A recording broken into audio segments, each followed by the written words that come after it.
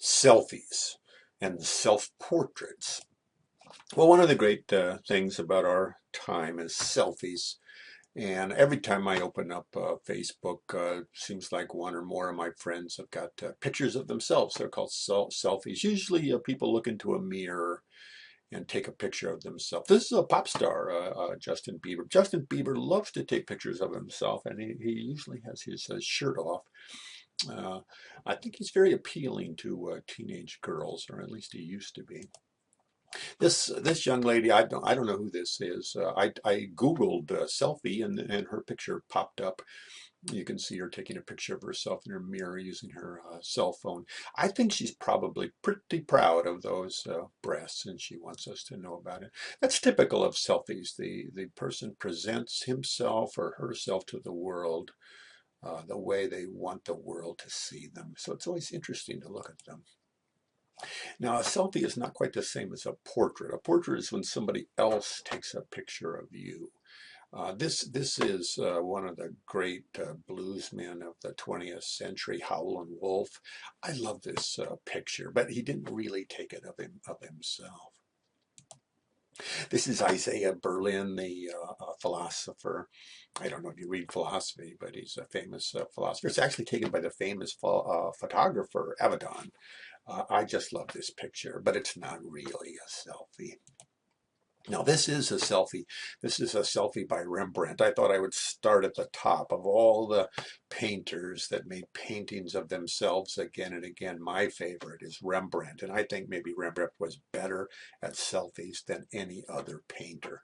This is not the entire painting. It's what is called a detail, but can you see the brush strokes and I don't know, just the beauty of it and how he's not attempting to flatter himself. I love that eye. Whenever you see the self-portrait of a painter, always look at the eyes. And in this case, you can see the eye is looking back at you. This is Rembrandt again. He's much younger. I love the hair, this sort of fluffy hair and the shadows over his face. It looks a little more unfocused, a little more thoughtful. This is Rembrandt again. Look at the lighting. I've heard cinematographers say if you want to learn how to light a set, if you want to learn how to light the human face, study the portraits, especially the self-portraits of Rembrandt. Got his mouth open. Looks like he's a mouth breather in this one, or maybe he's about to say something. Or this one, boy, you can see sometimes he doesn't flatter himself at all. He looks a little almost crazy in this one, kind of painful way. He's got his neck twisted and his brow is wrinkled and his hair is a mess. I love this one. This is Van Gogh. If anybody is almost as famous for self-portraits as Rembrandt, it would be Van Gogh. I guess you're really supposed to say Van Gogh or something like that. But this is one of maybe the best known of his self-portrait. He's wearing his sun hat. At that part of his life, he lived in the south of France and he was outdoors a lot. I love how the color in the face and the way the brushstrokes sort of radiate out from his nose, almost like he's on fire. Look at that red ear. This is one of the most famous of his many self-portraits. I call it the bandage. If you know anything about Van Gogh, you probably heard the story about how he cut off his ear, and here you can see the bandage over the missing ear. He didn't really cut off the entire ear. I think it was just the earlobe. The story is he cut off part of his ear and he wrapped it up in paper and he gave it to a prostitute. You know, why a prostitute? At the time, he was living with the painter Gogh, and maybe she liked Gauguin more than she liked him. Maybe he was in love with that prostitute.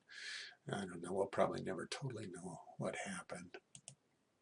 This is, I think, my favorite of his self-portraits. Again, you can see how the brush strokes radiate out from his nose, and it's almost like his head is exploding, or maybe it's going to explode, or it's a contained explosion. The hat is, more of a city hat, a Hamburg. Again, you can see the prominent ear and the cravat or whatever that is. I love this painting. This is Frida Kahlo. I sometimes think of her as the female Van Gogh. She's just about as famous as Van Gogh. Painted herself again and again and again. Many of her famous paintings are selfies. I guess she wanted to get married. At least you get that impression. She painted herself in these wedding clothes several times. It's very elaborate. She never did get wedded. She never really did get married. I think maybe you can see the tears there coming from her eyes. Maybe that made her sad. I'm always struck by how she has almost a unibrow, and a lot of women would conceal that or shave between their eyebrows, and she paints it very carefully. She had a little mustache, and she always paints that in there very carefully, very meticulously. This is another one of her wedding pictures, like she's a Mexican bride. On her forehead there, that's Diego Rivera, the man she loved. She really loved a lot of men, but he was her main squeeze. He never would marry her. And yet there she that's how I think she wanted us to see her, the almost bride of Diego Rivera. Here she is, not as a bride. Again, you can see the unibrow and that faint mustache. I love her eyes. She's not really looking at us. She's sort of thinking. She painted a lot of pictures like this, self-portraits with monkeys. I don't know what she thought about monkeys. He's such an odd-looking face. He's got huge eyes, all black. This is Picasso. Picasso, probably the most famous painter of the entire 20th century. This is not a self-portrait. This is a photograph of Picasso in his older years. This is a self-portrait. This would be a selfie. This is Picasso as a young man. Notice that big, prominent nose. He doesn't want us to miss that nose and the eyes, the all-seeing eyes of Picasso. Here he is, a little more melancholy. He painted, it's called his blue period. He painted a lot of these kind of sad, I don't know, sort of thoughtful, intellectual, a little off-putting maybe, all bundled up for the cold. He painted a lot of these harlequin pictures. I always think he is the harlequin. I don't know if everyone agrees, but here he is looking bored in a bar. You notice that green drink? That's probably absinthe, the famous absinthe. Actually got banned in many countries. I think the world became a little bit afraid of absinthe, and yet here he is, an absinthe drinker in a bar. The sad clown, maybe. In his old age, he started painting himself or drawing himself as the Minotaur. I think this is almost absurdly self-flattering. I'm still sexy. I'm still the bull. Here he is again. I don't know what he's doing here. He's crouched over a sleeping beauty of some kind. Picasso got a little weird in his old age. I think he had trouble accepting old age. I am still a bull. This is Francis Bacon. Francis Bacon is probably my favorite of the English painters of the 20th century. And he used to cruise tough neighborhoods and pick up young men, tough young men sometimes, and sometimes he got the crap beat out of him. And he'd paint himself this way, kind of a stylized, like he's really taking a beating.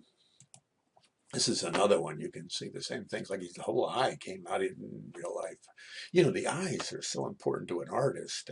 I think he didn't really lose an eye, but he must have been afraid that he might. And yet this is how he wants to present himself to us, the selfie of Francis Bacon, the man who cruised for love, even at risk of his own eyes. This is Grant Wood, the American painter. Of course, he did not cruise dangerous places looking for a young man. Very pink, got kind of red hair, and notice that dimple in his chin, the glasses. This is my favorite of his self-portraits. He called it Return from Bohemia. He came back from Paris, and he wasn't going to be an alcoholic or a drug addict. He was going to paint pictures that ordinary people would like. And I guess these are the ordinary people looking over his shoulder. I've always found this painting a little sinister. I kind of wonder if the old lady is his mother. He lived with his mother until she died. Notice how serious and grim everybody is watching him paint. I think it must be kind of a heavy thing to always think other people are peering over your shoulder as you work.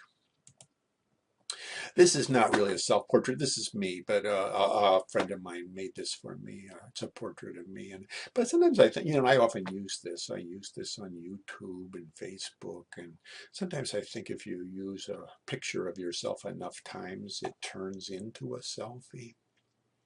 But of all the pictures of me, and there's really not that many. I've never really taken selfies. But of all the pictures of me, this one is my favorite. It was taken, I don't know, 12 years old. I love this picture. I don't know. I know it's not that flattering. Got that grouchy, angry expression on my face like I just sucked on a lemon. And I don't know. I love this picture. If I was going to pick one picture, a picture of me to present to the world, this is the one I would pick. My selfie.